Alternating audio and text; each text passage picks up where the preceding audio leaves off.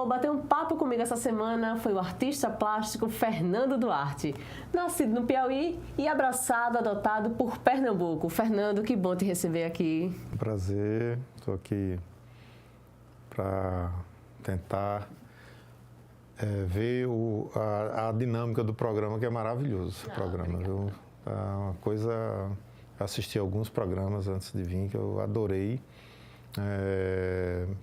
Assim, recomendo assistir o pessoal ir no YouTube e ver todos, que é muito massa. Ah, obrigada. E eu queria saber, já começando nosso papo, qual é o seu Pernambuco?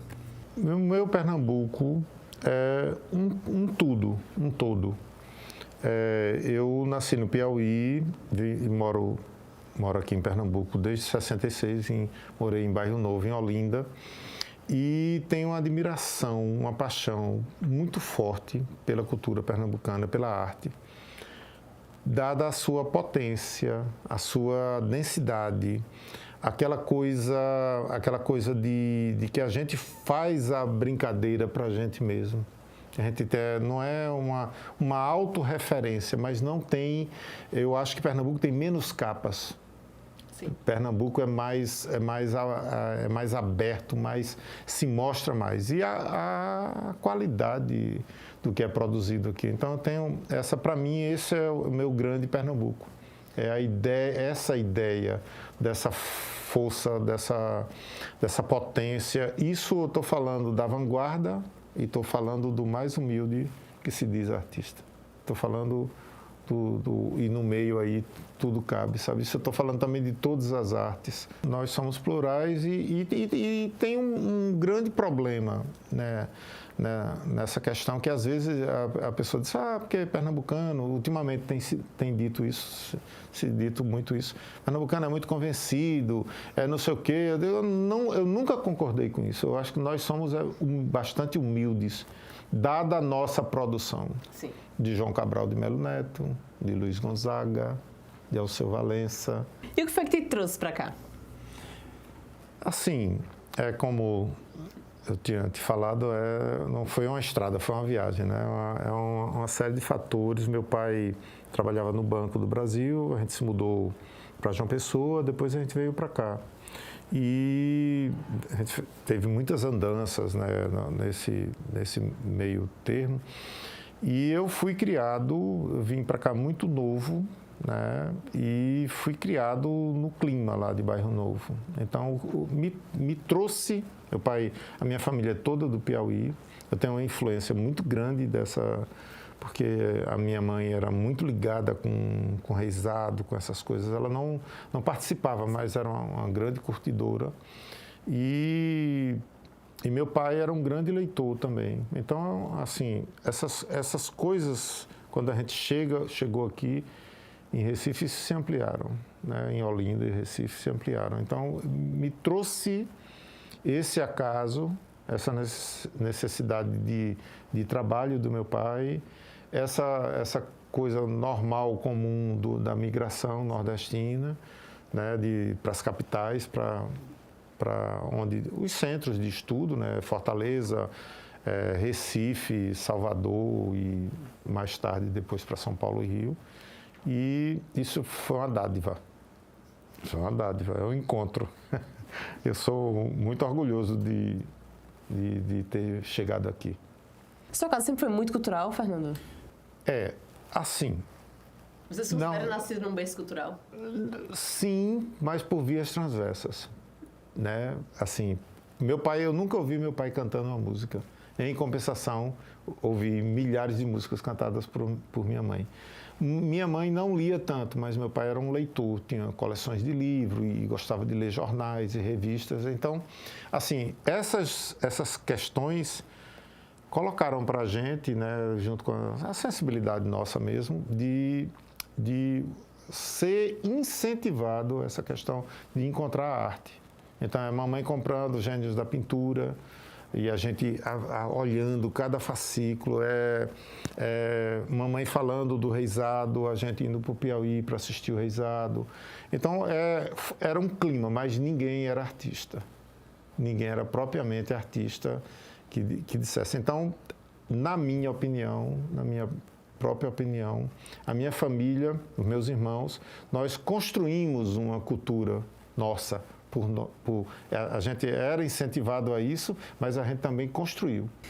Vocês foram pegando as referências e foram desabrochando, né? Isso. Com elas, né? Isso, perfeito. É construindo isso. Então, eu tenho uma coisa, por exemplo, música para mim. Música sempre foi arte. Eu nunca ouvi música como distração. Não é que eu não tive momentos em que a música era uma distração, mas música, por exemplo, ainda hoje, eu não consigo fazer nada que, quando eu quero ouvir a música, que eu não preste atenção na música. Nem pintar, né? Por exemplo, o ano passado eu passei praticamente o segundo semestre todinho pintando, ouvindo Miles Davis. Eu estava deixando lá de pano de fundo e eu pintando, fazendo as minhas coisas. Mas é muito difícil isso acontecer. É muito difícil, porque tem uma carga de densidade muito grande. Então, isso é com a literatura também a mesma coisa e com a própria televisão. Eu não gosto de assistir televisão para me distrair, para deixar ela lá ligada. Nunca fiz isso, né? Então, é uma atenção ao meio artístico, do ponto de vista como arte. Você mergulha naquele momento. Naquele momento lá de fazer isso. Eu acho que meus irmãos são assim também, de uma certa forma. Todos gostam de arte, todos gostam de música, de sons.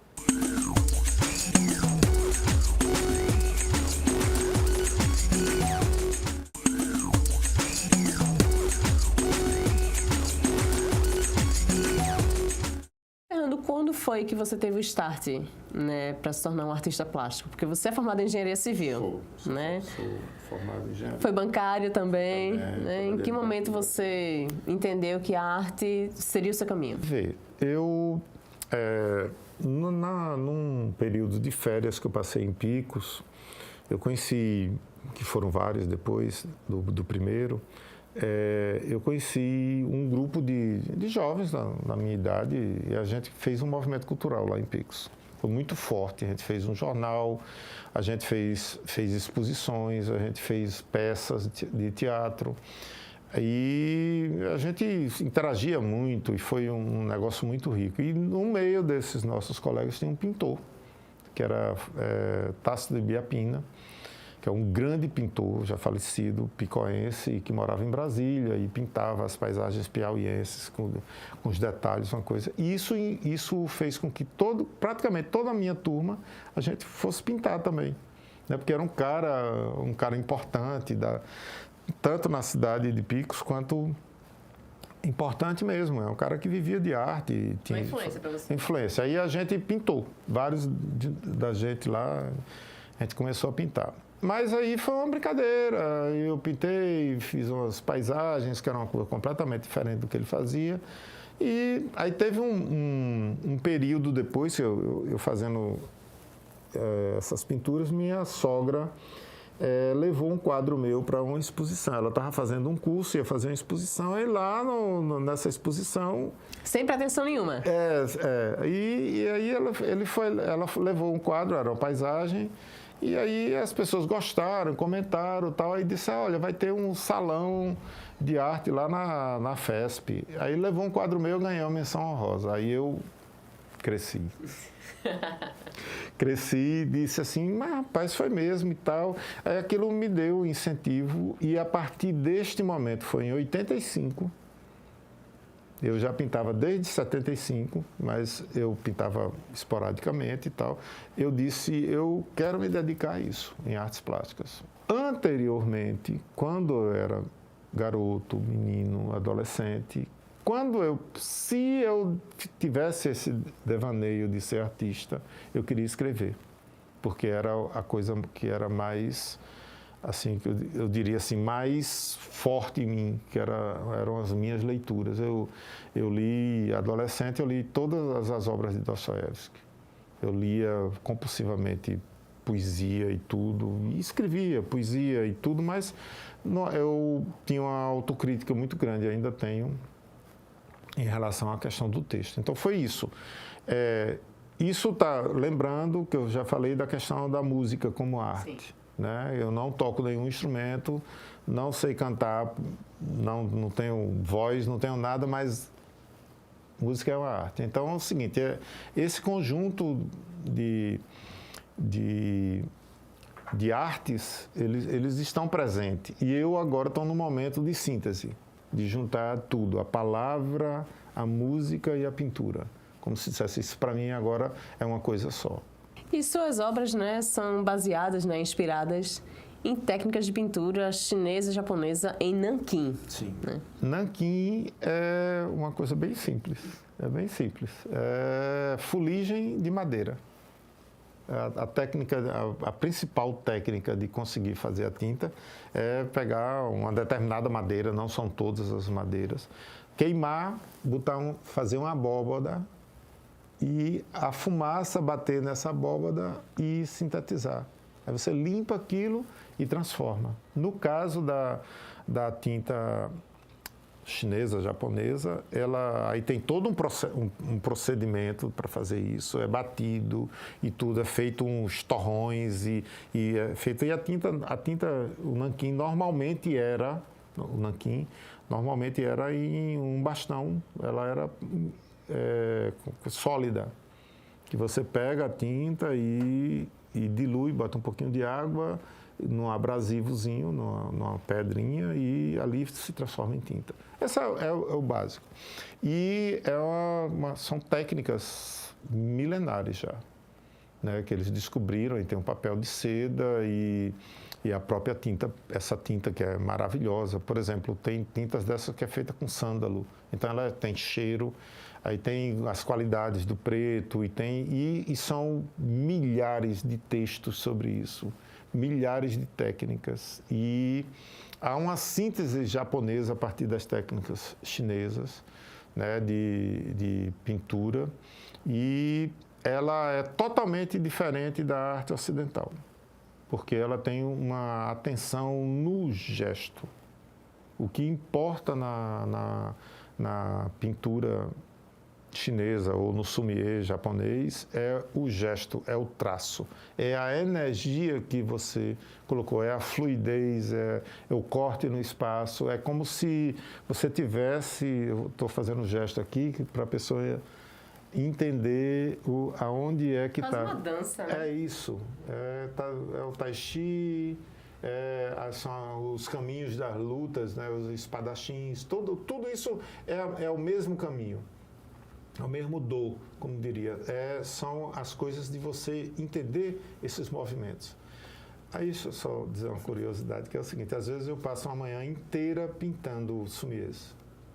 Eu faço meio ortodoxo, aliás, heterodoxo, né? Não é muito normal o que eu faço. Às vezes eu começo a pintar, eu pinto numa mesa baixa e vou fazendo, e às vezes um desenho grande, e passo uma manhã inteira, amanhã mesmo.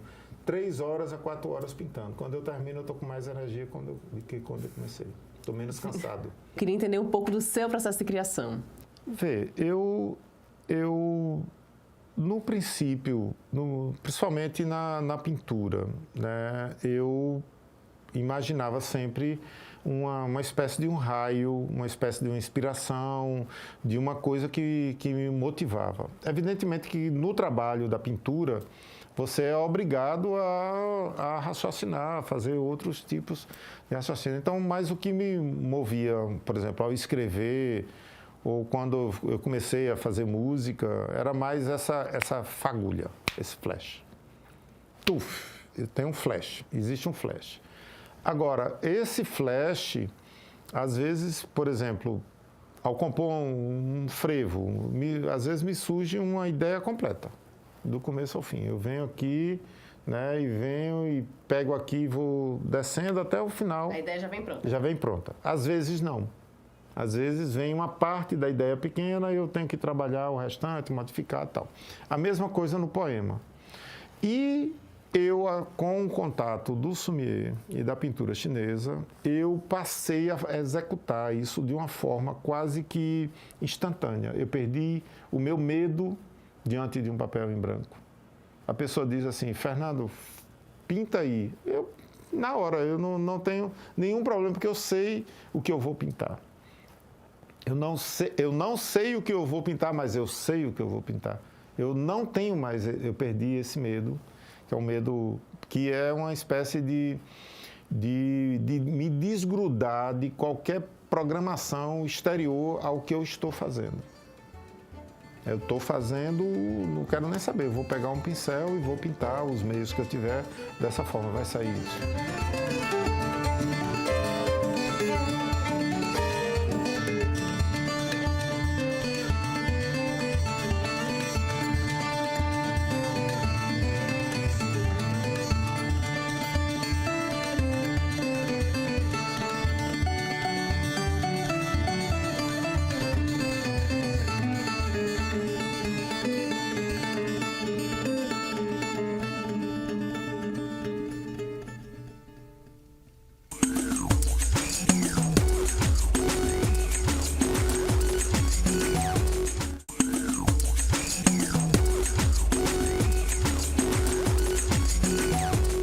Fernando, você, a partir de 2019, enveredou pela música. Também. Né? Pois é. E já lançou 3 álbuns, não foi? 3 Frevo, álbuns, 2 sim. Frevo Impossível número 1, Frevo Impossível 2 e outros frevos. Isso. Né? Por que frevo? Tá. Deixa eu contar uma história engraçada. É assim, na década de 90, meus filhos eram pequenos e tinham meus sobrinhos, era um monte de meninos da mesma idade, e aí eu fui fazer umas músicas brincando para eles. Aí no meio eu fiz um frevo. Uma coisa perdida lá, fiz um ou 2 frevos e tudo. Aquela coisa do incentivo, de dizer, não, vou fazer e tal. Aí puxou, aí eu fiz. Aí eu mostrei para meu sogro, José Guedes, que é uma pessoa, minha sogra me incentivou na pintura. Aí ele é uma pessoa que entende tudo de música, principalmente música clássica, chorinho, música instrumental. Aí ele disse, eu gostei do seu frevo. Pronto, para que ele foi dizer isso? Aí a partir daí eu comecei tentei pegar, fazer, construir outros frevos e fiz. E eu ia mostrar para as pessoas, eu mostrei para várias pessoas, mas aí eu cantando a capela, as pessoas não percebiam a música, minha voz é muito grave.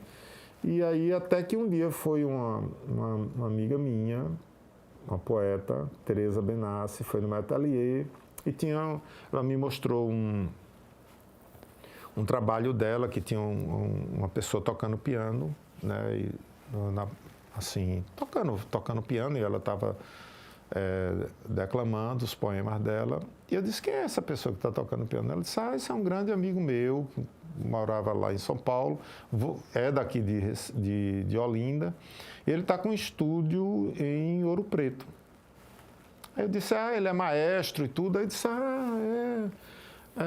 disse, aí eu disse, isso na década de 90, né? Aí eu disse, eu tenho uns frevos que eu faço e tudo. Será que ele não podia gravar para mim? Ela disse, não, ligue para ele. Aí eu liguei para ele. Aí pronto, aí foi uma coisa perfeita, porque Felipe Maia, que é essa pessoa, ele pegou meus frevos, fez arranjos, aí a gente discutiu, fez a discussão. Aí o seguinte, o frevo, por que é que eu consigo compor com uma certa facilidade, mais ou menos, né? Não tecnicamente, mas para mim é fácil fazer, porque eu sinto o frevo no corpo. Ele está vinculado a brincar o carnaval, a pular o carnaval atrás da Orquestra do Homem da Meia-Noite. E eu fui um fulião da secura de sair atrás de uma orquestra boa. O meu carnaval era isso, era procurar um bloco que tivesse uma orquestra boa para pular. Não estava interessado em mais nada, eu não bebia nada, eu bebo muito pouco, né? E eu não bebia nada, eu brincava o carnaval tomando Fanta e Guaraná, e não bebia, mas a questão da gente era pular, eu e meu irmão e outras pessoas. Aí isso os meninos estão fazendo novamente. Isso, que é maravilhoso. Resgate, né? O resgate lá em Olinda, das orquestras de Oséias, da orquestra do Maestro Carlos, né? da orquestra de Henrique Dias, a Paranambucá. Isso é maravilhoso, né? De Lessa. Eu tinha isso no corpo. Eu tinha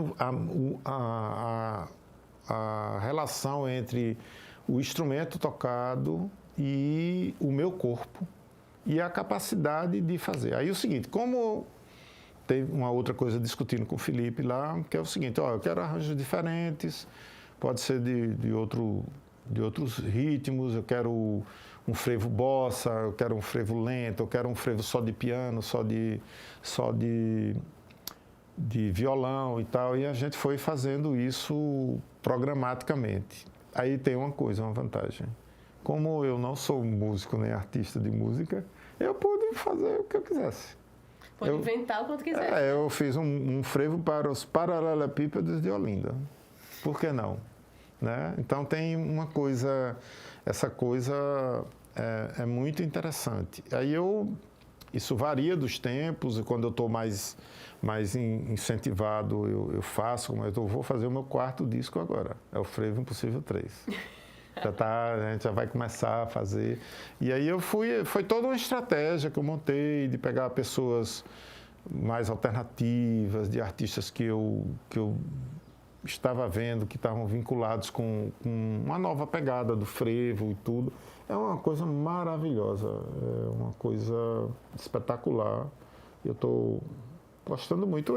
De repente eu estou fazendo música, né? Sem nenhum tipo de pretensão, mas estou com a ajuda luxuosa de Felipe Maia, de Alex Mono, que eles que estão vestindo as músicas, como eu diria, né?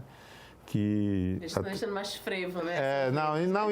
E fazendo com que a música tenha um arranjo, tenha uma roupagem, porque Felipe sempre diz uma coisa engraçada, que ele diz assim, sua voz é tão grave, você canta de uma forma quase falada, que a gente não consegue entender qual é o caminho que a melodia vai tomar. Aí sabe o que ele faz? Ele pega e vai baixando o tom, até que chega num tom lá que não é a minha voz. Sou eu cantando, mas não é a minha voz. E ele consegue identificar as variações musicais, né? É muito engraçado. Daqui não saio, ninguém me tira, e eu vou brincando assim. Daqui não saio, ninguém me tira, e eu vou brincando assim. Daqui não saio, ninguém me tira.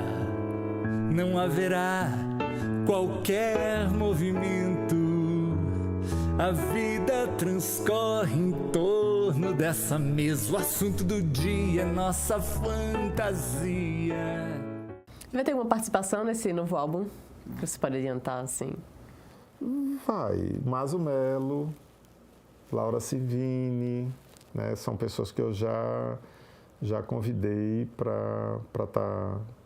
Tuane, que tem uma história interessantíssima. Ela desde jovem que ela lida com música, e ela fazia músicas para um pastorio. Ela foi lá quando eu estava trabalhando na prefeitura, ela foi na minha sala, levou um violão e tocou uma música dela, e eu nunca me esqueci disso.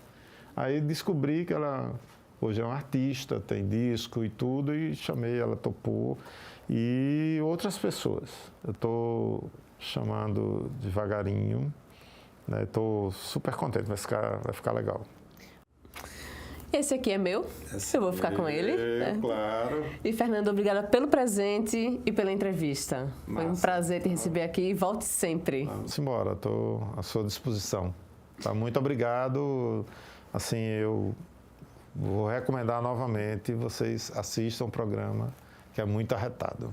Muito bom. Muito e assista a sua entrevista também, né? Se puder. Tá bom. Um abraço. Um abraço, Fernando. E você de casa, a gente tem um encontro marcado semana que vem com mais um Meu Pernambuco Arretado. Até lá! Me tira, e eu vou brincando assim. Daqui não saio, ninguém me tira, e eu vou brincando assim. Daqui não saio, ninguém me tira, e eu vou brincando assim. Laia, laia, laia, laia, laia, laia, laia.